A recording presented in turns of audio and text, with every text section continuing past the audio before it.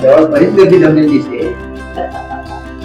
आधी रचेली पंढरी मग वैकुंठ नगरी.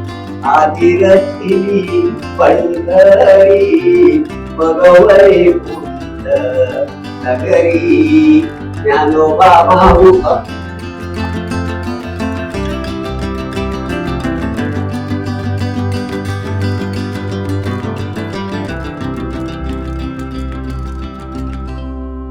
अबब विठोबा बोलू लागला हे मराठी नाटक नव्याने आपल्या भेटीला आलं आहे आणि आता आपल्यासोबत प्रभाकर मोरे सर आहेत. आपण त्यांच्यासोबत संवाद साधणार आहोत की या नाटकाबद्दल आपण अजून काही माहिती घेणार आहोत, त्याच्याबद्दल अजून काही काही जाणून घेणार आहोत, त्याच्यामध्ये काय काय मनोरंजन मज्जा मस्ती दडलेली आहे ते आपण पाहणार आहोत. नमस्कार सर, तुमचं नमस्कार. खूप खूप स्वागत आहे. काय म्हणाल ओव्हरऑल या नाटकाबद्दल काय सांगाल सर? म्हणजे अबब विठोबा बोलू लागलं हे नाटक डिसेंबरमध्ये रंगभूमीवर आलेलं आहे. आतापर्यंत 10-12 प्रयोग झालेत आणि मुलांच्या परीक्षा होत्या म्हणून परीक्षेमुळे काही दिवस आपले प्रयोग बंद होते. तर आता परत ह्या 16 तारखेपासून परत आम्ही जोरात येतोच आहे संपूर्ण महाराष्ट्रामध्ये. तर अबब विठोबा बोलू लागला हे 30 वर्षापूर्वी रंगभूमीवर आले एक बालनाट्य आहे. सुधा करमरकर यांची संस्था होती आणि लक्ष्मीकांत बेर्डे, विजय केंकरे असतील, विनोद हडप, संजीव वडावकर अशी फार मोठी मोठी माणसं या नाटकात तेव्हा होती आणि सगळे बालकलाकार होते. तर हे जेव्हा नाटक रंगभूमीवर म्हणजे तो जो काळ आहे पंढरपूर विठोबाचा आणि तो काळ ह्या नाटकात तुम्हाला बघायला मिळेल. अतिशय साजेशी वेशभूषा आहे त्या काळातली, ती फार सुंदर आहे. प्रकाश योजना अतिशय सुंदर आहे. चांगलं नेपथ्य ह्या नाटकात बघायला मिळतं आणि खूप कलावंत आहेत, मोठे मोठी आहेत आणि लहान मुलांचा पण गोतावळा ह्या नाटकामध्ये आहे. तर ह्या लहान मुलांबरोबर हे जे विठोबा बोलू लागले हे नाटक काम करताना फार एक ऊर्जा देऊन जातं आणि मला असं म्हणायचं की आजच्या जमान्यामध्ये लहान मुलांकडे आपण हट्ट करायला लागले की मुलांना आपण मोबाईल देतो. त्याच्यामुळे मुलं आपली संस्कृती विसरायला लागलेली आहेत, परंपरा विसरायला लागलेली आहेत. तर आपल्या पालकांचं काम आहे, म्हणजे मी हे नक्की आवर्जून एक गोष्ट सांगेन, मी आहे कोकणातला. आमच्याकडे गणपतीचा सण असतो, होळीचा सण असतो, हा मोठ्या प्रमाणात साजरा केला जातो. तर आम्ही आमच्या मुलांना का घेऊन जातो, कारण आता ती मुलं सुद्धा की मोबाईल इकडे पॅशन ह्याच्यात अडकलेली आहेत. पण तिथे गेल्यानंतर ती इतकी रमतात की त्यांना आपण संस्कृती दाखवतोय. जर आपण त्यांना ती दाखवली नाही तर त्यांना काय कळणार ना की शिमग्याचं महत्व काय आहे किंवा गणपतीचं महत्व काय आहे.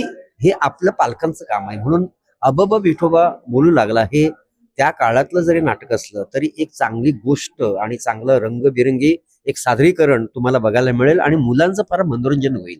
तर तुम्ही अवश्य तुमच्या आजूबाजूला कुठल्या नाट्यगृहामध्ये ते असेल तर तुम्ही बघायला या. आधीच्या काळात हे नाटकातली तुम्ही आता जी भूमिका साकारताय ती लक्ष्मीकांत बेर्डे सरांनी साकारली होती. बरोबर. तर आता तुम्ही ही भूमिका साकारताय, तर त्याच्यामध्ये तुम्हाला असं काही दडपण वगैरे वाटलंय का, असं काही आलेलं असं भूमिका?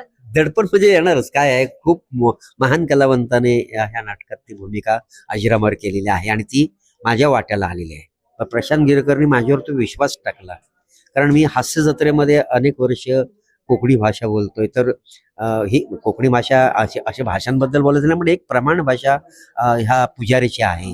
तर मला पहिलं टेन्शन आलं होतं की माझ्या त्या जिभेला झेपेल की नाही थोडक्यात. तर तो म्हणाला काही नाही, प्रॅक्टिस करून सगळ्या गोष्टी होतात आणि ते कलावंताने करायलाच हवं. एक काहीतरी आव्हान स्वीकारायला हवं आणि ते फार करणं गरजेचं आहे, कारण तुम्हाला प्रेक्षकांसाठी काहीतरी वेगळं करण्याची गरज आहे, तरच तुम्ही या स्पर्धेमध्ये टिकू शकता. तर ह्या नाटक ह्या माध्यमातून मला ही करण्याची संधी मिळाली, वेगळं काहीतरी करायला मिळालं म्हणून मी भूमिका स्वीकारली. माझं गेटअप फार सुंदर आहे ह्याच्यामध्ये. त्यातलं मी जे काही माझे संवाद आहेत तेही अतिशय सुंदर. मला मला आनंद वाटतो बोलताना आणि त्याच्याबरोबर ज्या लहान मुलांचं की मी काम पाहतो ते बघून आणखी एक एनर्जी आपल्या बिल्टअप होते. सर तुम्ही मोठ्यांसाठी असं मोठ्यासाठी काम केलंय, तर आता तुम्ही बालकलाकारांसोबत काम करताय आणि त्यांच्यासाठी काहीतरी त्यांच्यासमोर सादर करताय. तर तो अनुभव कसा वाटला एकंदरीत? ते कसं आहे सगळं त्यांच्यासोबत काम करणं वगैरे? हा, म्हणजे लहान मुलांबरोबर काम करताना म्हणजे मी आता पाहतोय की आता ह्या ज्या नाटकाची सगळी मुलं आहेत तर ती अभ्यासात पण तेवढीच हुशार आहेत. म्हणजे असं नाहीये टंगळ मंगळ करत काय. म्हणजे अभ्यासात तेवढी हुशार आहेत. हा, मस्ती तर मुलं करणारच हो, या वयात मुलं मस्ती करणार नाही तर कधी करणार. पण एवढं असून सुद्धा स्टेजवर मात्र प्रामाणिक आहेत. कुठेही इकडे तिकडे त्यांचा एक शब्द पण चुकत नाही, फंबल होत नाही, एवढं ॲक्युरेट काम करतात. ज्या सिच्युएशन सांगितल्यात स्टेजवर वावरणं असतं, ज्या सिच्युएशनला दिग्दर्शकांनी ज्या ज्या जागा दिल्या आहेत, तर आपण असं म्हणतो की मुलं आहेत ते विसरू शकतात, पण ही इतकी मुलं शार्प आहेत ना की अजिबात इकडे का तिकडे हे करू शकत नाही. उलट म्युझिक जरी चुकलं ना तरी मागे येऊन सांगणार हे तर म्युझिक चुकलंय. इतकं त्यांचं ध्यास आहे ह्या नाटकासाठी आणि इतकं तत्परतेने आणि एनर्जीने मुलं काम करतात, ते त्यांच्याकडनं शिकण्यासारखं आहे. म्हणजे आपण अनेक वर्ष व्यावसायिक रंगभूमीवर काम करतोय, आपण कमर्शियल झालो, पण असं नाही. तुम्ही सातत्य आणि प्रामाणिकपणे ठेवलं तर तुम्हाला प्रचंड यश मिळतं. आणि खरंच आताची जी पिढी आहे, भले ते मोबाईलच्या नादाला असेल किंवा, आणि ते गरजेचं आहे हो, आता काय त्याला इलाज नाहीये.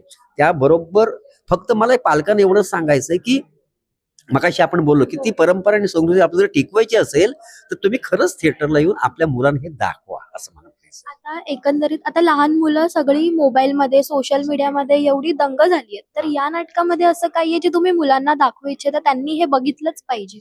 नाही, मुळात ह्या नाटकामध्ये विठोबा विठोबा आपलं दैवत, आपण त्याच्यावर हे बेतलेलं नाटक आहे. एक 350 वर्षापूर्वीचं मंदिर आहे आणि कृष्णा सुदामाची गोष्ट आहे, दामाजी पंताची गोष्ट आहे. ही जरी आपल्याला परिचित असली तर त्याचं चित्रीकरण म्हणजे त्याचं एक दृश्य वाचनातून बघण्यापेक्षा त्याच्या दृश्यातून फार इम्पॅक्ट होतो. तर हे जी सगळी दृश्य इतकी, म्हणजे आम्ही जेव्हा आता करतो त्याचा इतका अनुभव आम्हाला चांगला आहे. प्रत्येक सीनला कडकडून टाळी येते. आपला हा सीन माहिती असून सुद्धा इतकं ते प्रेझेंटेशन बघून सुद्धा इतकं मन प्रसन्न होतं.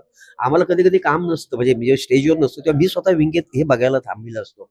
याचं कारण आहे हे व्हिज्युअलाइज बघायला फार मजा येते. म्हणून तुम्ही लाईव्ह आपण का म्हणतो, तुम्हाला हे बघायचं आहे तर तुम्ही खरंच थिएटरला येऊन बघितलं, आणि म्हणून ते मुलांना दाखवणं फार गरजेचं आहे.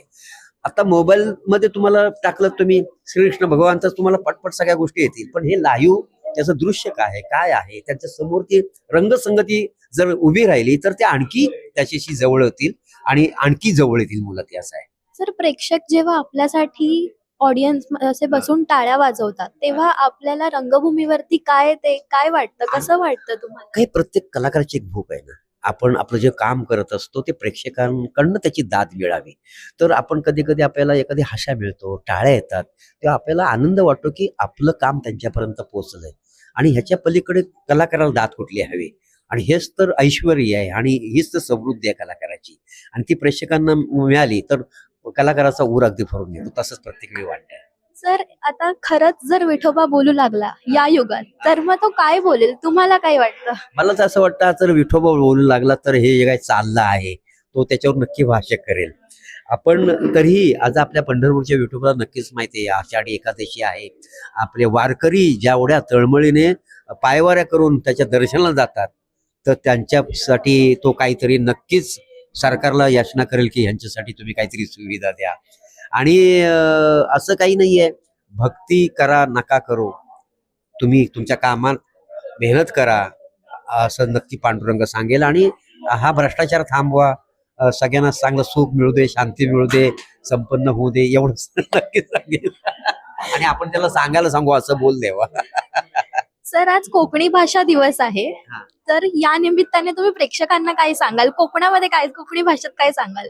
कोकणी तुम्हाला तर माहिती आहे, मी आमच्या कोकणातल्या भाषेमध्ये अनेक वर्ष काय समाज जीव बोलून सगळ्यांना शालू झोका दे का महिना करतोच आहे. तर भाषा भाषा आहे.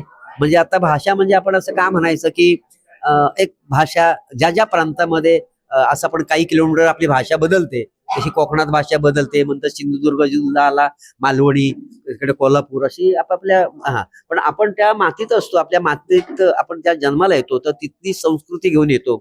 तर ती संस्कृती आपल्या अंगात पूर्ण रुळलेली असते आणि त्याची एक चव चांगली वेगळी असते. आणि त्या मी कोकणातनं, मी तेव्हा माझं बालपण, माझं शिक्षण तिकडे झाल्यामुळे मला ही सगळी भाषा अवगत आहे.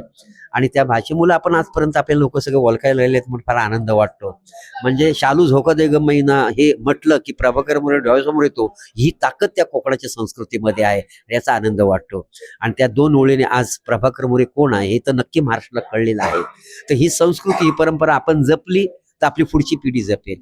आणि पुढची पिढी जपली तर पुढची पिढी जपेल. म्हणून आपली संस्कृती, आपली परंपरा आपणच जपायला हवी, तरच ती मोठी होईल.